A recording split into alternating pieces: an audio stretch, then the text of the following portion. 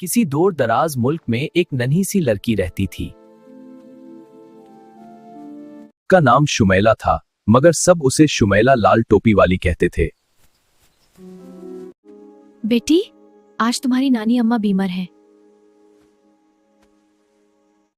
ये टोकरी ले जाओ और उनकी खैरियत पूछकर आ जाना। जी अम्मी। और सुनो, रास्ते में किसी अजनबी से बात मत करना। शुमैला बेटा। जी अम्मी। खुश रहो जान। शुमैला उछलती कूदती जंगल की राह पर जा रही थी। प्यारी बच्ची, तुम कहां जा रही हो? नानी अम्मा बीमार हैं, मैं उनके लिए जा रही हूँ। उनके लिए कुछ फूल ले जाओ, वो बहुत खुश होंगी। शुमैला उछलती कूदती फिर जंगल की राह पर चलने लगी। भेड़िया सीधा नानी अम्मा के घर पहुंच गया।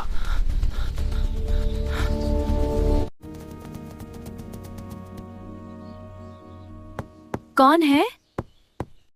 मैं हूं शुमैला लाल टोपी वाली।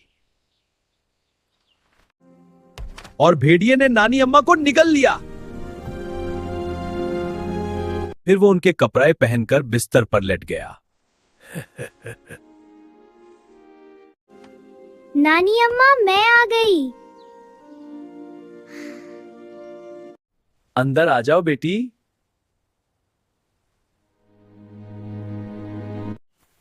नानी अम्मा, आपके कान इतने बड़े क्यों? तुम्हें अच्छे से सुनने के लिए बेटी।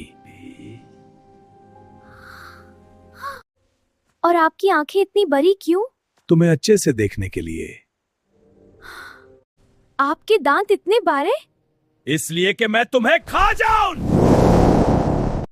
इतने में एक लकाधारा वहां आ पहुंचा।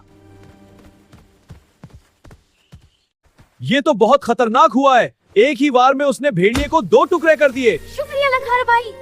शुक्रिया लकाधारा भाई। उस दिन के बाद शुमैला ने कभी किसी अजनबी से बात ना की।